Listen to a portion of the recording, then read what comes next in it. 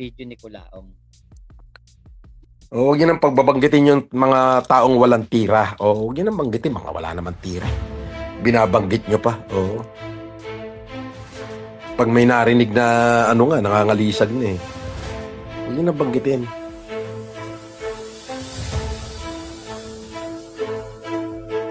Boss, ano masasabi mo kay Makabaho? Bahala siya sa buhay niya. Nakapakisama. Bahala na siya sa buhay niya ngayon eh. Kung murahin mo dati, parang wala lang. Ngayon eh, bahala na siya sa buhay niya. Tapos, nangangalisag daw. Sino kaya yung nangangalisag? Actually, Kulaong, sino ba hindi umattend ng hearing sa Parañaque dahil nangangamoy warrant of arrest na? Diba ikaw yun? Sino nangangalisag? Si Makagago pa ba yung nangangalisag? Yung nangangalisag na tatakot.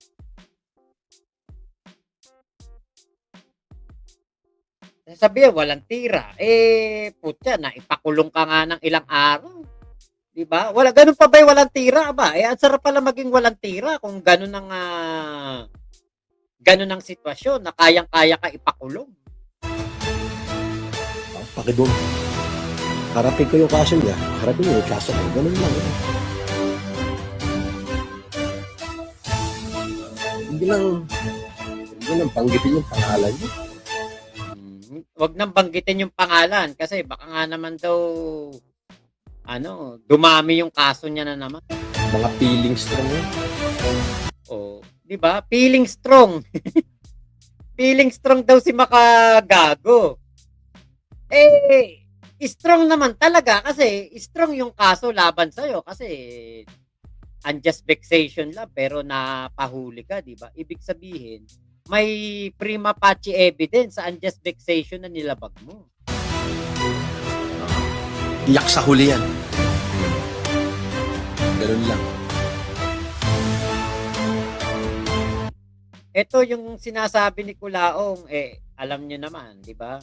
King of deception yun. Di na niya masabi yung peanut. Oo nga.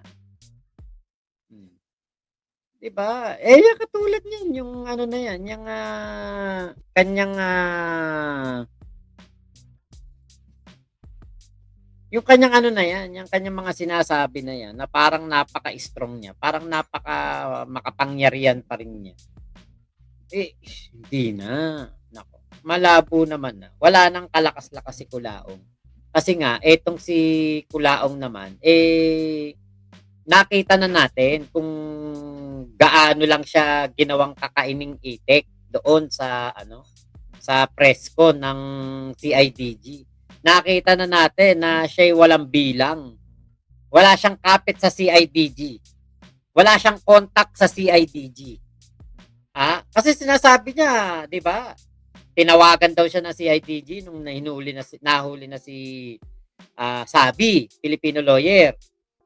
Ngayon, kung ikaw may contact talaga sa CIDG, bakit hindi man lang pinaalam sa'yo nung contact mo na ikaw may warrant of arrest na at napahiya ka pa, nagyayabang ka noon Habang kumakain ka ng salad, living a luxury, tapos biglang pinusasan. Diba? Ibig sabihin, wala kang kapit sa CIDG. Kasi kung may kapit ka sa CIDG, hindi yun mangyayari sa'yo. Malalaman mo na in advance o may warrant of arrest ka na. Ang gagawin mo nun, kapag sinabi sa'yo ng CIDG na contact mo, pupunta ka ng presinto. Kaya ng korte, magbabayad ka na ng bail para hindi ka na mapusasan. Yun ang talagang tingin ko. Kung talagang may contact ka sa CIDG, kasi pwede namang gawin nyo ng CIDG, mag-traitor sa kanyang trabaho. Diba? Kung merong magta-traitor. Kaya lang, alam naman natin na walang nag-traitor na CIDG sa kanyang katungkulan. 'Di ba? Walang kumampi kay Kulaong na CIDG. At sa halip, 'di ba? Pinamukha sa mundong ibabaw na si Kulaong ay isang delikadong tao na nambubudol ng napakaraming OFW. Yun ang talaga nangyari. Yun ang nakita natin na talagang sitwasyon.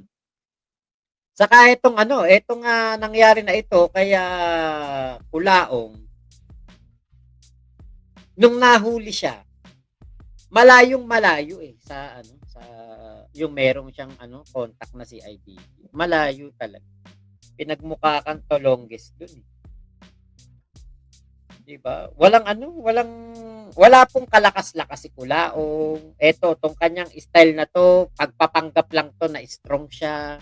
Pagpapanggap lang 'to na meron siyang kapit, 'di ba? Kasi yan din yung sinasabi niya sa kanyang mga supporter. Bakit ko alam? Ilang GC yung kasama ako dati, nakasama si Kulaong. GC ng mga nanay, GC ng mga supporter sa Japan, GC ng mga supporter sa Hong Kong, sa Macau. Oh. GC ng mga vlogger.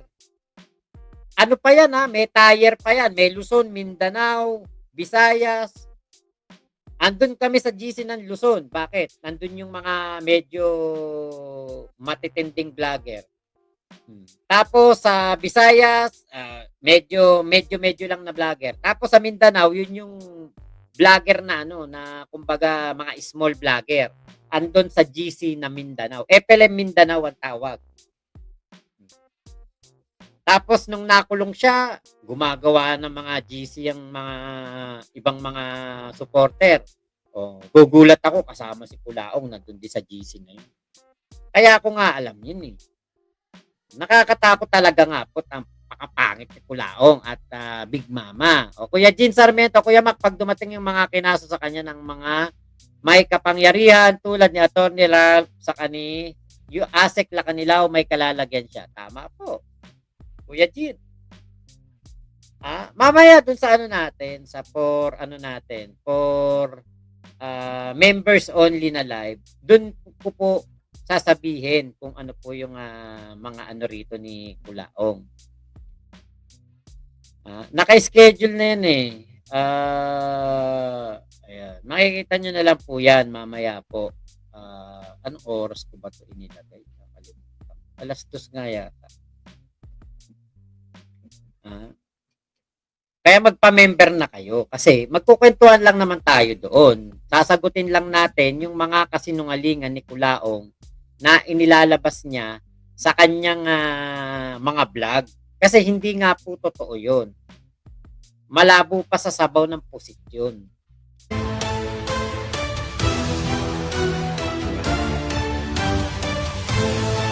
Alam niyo naman sa mga basher na yun, sa 100 kwento nila, wala napatunayan niya kahit isa. Anong walang napatunayan kahit isa?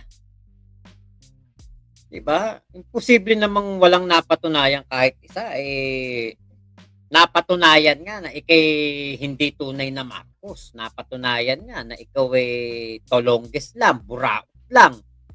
Wala kang ambag sa buhay ng pamilya mo. Wala kang ambag sa nanang mo. Wala kang lupain. Wala kang mansyon. Anong sinasabi mong walang napatunayan? Napatunayan nga na ikaw scammer at napatunayan na ikaw pekeng Marcos. Hindi kasi Francis Leo Marcos. At napatunayan din na ikaw talagang budol-budulan dito sa SOCMED. Diba, dun lang sa mga salita mo, papatayo ka ng pares nung una, libre. Buong Pilipinas, kakain, pwede. Tapos ngayon, sabi mo, magpapatayo kayo ng paresan ni Manang Casper. Walang nangyari. Bakit? Kasi wala nag-donate.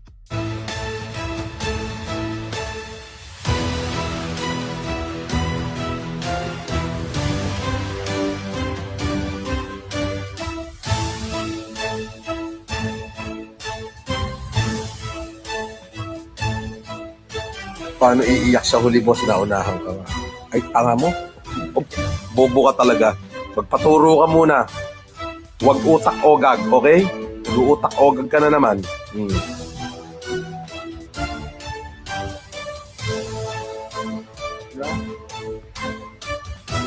Huwag ka dito.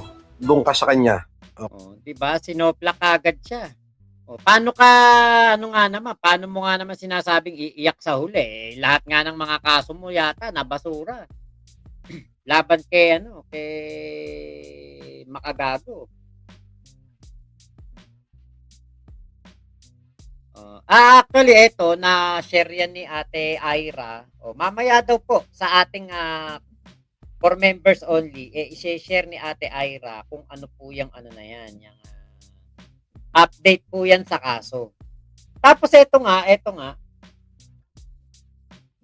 actually, di ba sinabi nga ni Kulaong yan, yung mga bagay-bagay na yan, nakita natin eh. Yung tungkol dun sa kanyang PSA, tungkol sa kanyang palipat-lipat ng bahay, sinabi niya, pero mali. Mali yun. Mali yung kanyang dinadahilan. Siya lang naman ang buhay na patunay sa mga sinasabi niya eh.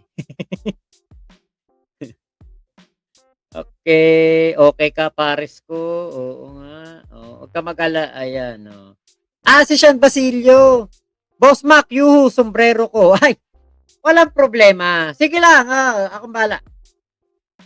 Basta ako, pag sinabi ko, nagkakatotoo yan. Hindi ka mawawalan. Diyan ka lang.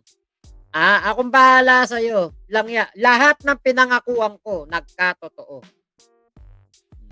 Hindi ako katulad ni Kulaong, magsasalita na hindi totoo. Ako po, basta sinabi ko, diyan ka lang, stay put ka lang diyan, hindi ka mawawalan, sigurado yan.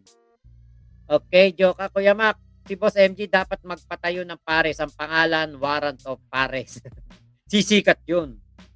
Aris Luna, dapat may compilation mga kasinungalingan ni Kulaong. Nako marami po yan pag ganyan. The Modern Parents, hello po. Ayan. At pa-member na kayo, 129 petot lang para maka-join kayo. Oo nga, kita nyo. Ako, wala akong kaalam-alam. Si Ate Ira may i-share. Which is ano talaga to talagang ano to. Talagang matindi rin yung info na binigay ni Ate Ira. Ate Susan Bitug, ayan, nakita ko na ang page. Salamat po, nakapunta na po kayo. Kanina po, hindi kayo lumipat Exilog, hindi ka mawawalan. Di ba? Si Exilog na nagpatotoo, hindi ka mawawalan. Nako, ang dami nagsabi sa akin yan, Joka. Si Mike Swift, si Donaire, si Aiza Sigera, Andrew E, Ogie Alcacid. Alam niyo ba kung saan ko daw kamukha si Ogie Alcacid? Yung nagsalita si Ogie, yung si Boy Pick Up, kamukha ko daw si Ogie Alcacid doon. Boy Pick Up. Ay nako. Naalala ko tuloy yung kaibigan ko si ano ba pangalan nito? Sa Malaysia. Nag-birthday yun Sabi ko,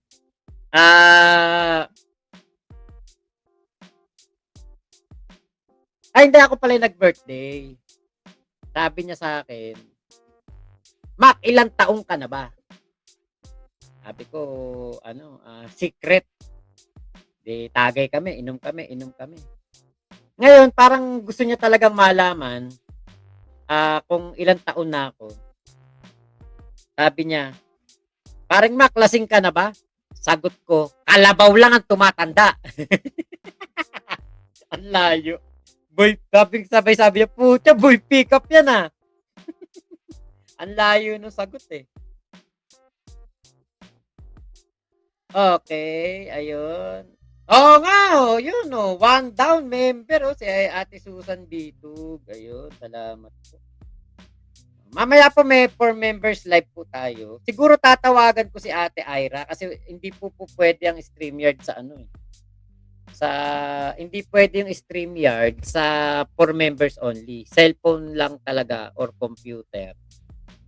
Wala siyang option dito sa sa StreamYard. Kaya cellphone, tatawagan ko na lang si Ate Ira. Baka lobat cellphone natin hindi.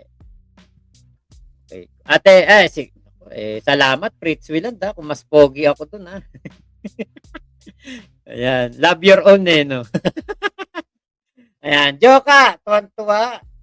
Kay Ate Grace, di po ba person of interest si Kulaong sa kaso ni Igme? Malay nyo, may sabihin dyan si Ate Ira tungkol dyan. From ano yan from a reliable source. The most reliable source dito sa ating live. Ayan sinabi natin Ira. Yes, Mac, never before heard latest kay Kulao. Natano, J. Tongob. Like mo na bago comment. Shades lang, Boss Mac, malapit na birthday ko. Ay, Diyos ko. Wag po. Pag shades ang pinag-uusapan natin, wag mo nang anuhin yung usapang shades. Grabe naman to. Sombrero na lang. Sa sombrero na lang tayo. Ayan ito. Ilan na tong hawak ko na to? 3. Ito yung aking favorite. Pinahinga ko hindi pala ito yung favorite ko. Andun pala yung favorite ko sa andito. 4 na. Hindi ko muna sinusuot yung favorite ko ito pala yung favorite ko. Ito. Yung pula. Hindi ko muna sinusuot. Pinapahinga ko muna. Tapos ito pa Ito yun naman yung natitiklop ng 4. Yung shades ko na natitiklop ng 4. Tinago ko muna. Saka na magamit pag mga gas na to. Huwag ka mag-alala. Natano. Kailan ang birthday mo? Sabihin mo sa akin, kailan birthday mo? Hindi ka mawawalan. Ako na naggagarantya sa'yo. Ako pa ba? Makmak Pablo to. Pag ako nagsalita, sigurado, walang matutupad. Walang hindi magkakaroon, 'di ba? Lahat magkakaroon tayo dito. Ako bahala. Sabihin mo. Okay, Kuya Erwin, may maganda bang update sa kaso ni Kulaong? Meron po, mamaya sa 4 members only natin. Pa-member na po kayo para malaman nyo na edad ni Makmak. Ay, grabe. Ibang klase naman yun. Hindi naman tungkol doon. Shade lang pa madami niyan sa bangketa. Yun na, iba. Marami sa bangketa. Ba't sa akin pa humingi?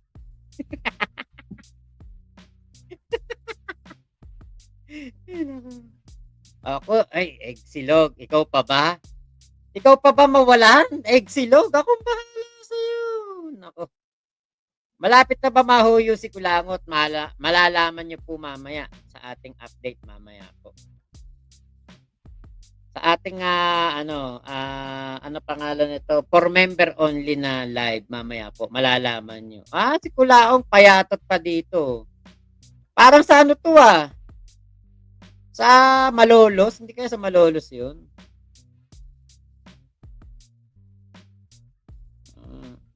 Okay. Ito mga kaso ni Susan Yance Nako, ito nga pala yung post ni MG Sabi ni MG dito, teka, lakihan natin. Lakihan natin yung yung post ni MG para mabasa natin dito. Ayan, eto. Hindi pala yan. Ito. Ayon kay Norman Mangusin, dahil pinakyuhan siya sa mukha ng babaeng binastos at binaboy niya online, pag daw nanalo siya sa kaso, mangungulungan daw si Joanna ng 24 years. Ayun, grabe na. Salamat sa info, Norman. Actually, sa totoo lang yung mga sinasabi niya, kabaligtaran Parang sa kanya manggagaling Parang sa kanya mangyayari. Yung mga pinagsasabi ni Kulaong. Eto. Teka, liitan muna natin. Ayan. Ano ba ito sinabi ni Kulaong dito? Okay. Sabi niya, Boss FLM, try nyo lagyan ng pabuya. Sino makakapagturo sa pagkatao niyang pudgago? Sigurado may magtuturo. Okay, ganito. Total, alam niyo naman yung number ko. Magbibigay ho ako ng 200,000. 200,000 kung sino makakapagturo sa pagkatao ni Pugenius. Opo. Magbibigay ako ng 250,000. 250,000. Basta siguradong si Pugenius na talagang may ebidensya na siya nga si Pugenius. Na kung maaari, video na nilalagin niya yung account niya na Pugenius. Eto isa to sa napagkwentuhan namin ni Boss Mike. Yung tungkol dito sa kay Pugenius. Kung sino yung si Pugenius. Kasi nga ang iniisip ni Kulaong, ang food genius ay yung kanyang ex. Yung ex niya na binigyan ni Jam daw ng mga papeles, yun daw po ang ang food genius. Pero sabi ni Boss Mike, hindi yun si food genius. Yung sinasabi ni Kulaong ay yung ex niya. Pero hindi nga po yun mangyayari at malabo pa sa sabaw ng puset na yun nga daw po ang magiging food genius. Hindi daw totoo yun. Mayaman naman siya, di ba? Syempre, alam nyo naman yun, puro talaga kasinungalingan talaga yan si Kulaong. Yun kasing kwento ni Kulaong laging favor sa kanya, kaya gusto namin ng totoong update. Kaya eto nga Kuya Erwin, mamaya po ipapaliwanag ko sa inyo kung bakit po kayo pinagme-member. Magpa-member po kayo. Magpa-member po kayo para po malaman nyo kung bakit kailangan naka-members only to. Itong live natin na to. Kasi nga po, update talaga to. Update talaga na matindi. Kaya nga po, kumbaga magtiwala kayo sa akin, magpa-members kayo. At pagkatapos nating i-live, ipa-private ko na po yan. Kaya po magpa-member na po kayo. Okay, Natano. April 22. Huwag ka mag-alala. Sige. Ora mismo, ako na bahala. April 22, birthday mo. May ilang araw pa tayo, no? Wednesday, yung April 22. Kaya pa. Sige, ako bahala. Hindi ka mawawalan, Kuya Natano. Advance happy birthday na sa'yo, Kuya Natano. Mag-birthday ka hanggang gusto mo. Hanggang ikaw na lang ang tao dito sa mundo, mag-birthday ka pa rin, huwag kang titigil. Yari ka Kulaong, sabi ni Joka. Okay, Ate Gracie Kulangot kasi nagde-decide sa desisyon ng kaso niya. Totoo yan. Siya judge Joka, Kuya Mac, napagawa mo ba yung labatal sa kaharian ni Queen Remy? Hindi, walang budget. So maraming salamat po Ingat po kayo. Nasaan mang panig kayo ng mundo. Momo, chup chup, love you. God bless us all. Pilipinas, God first.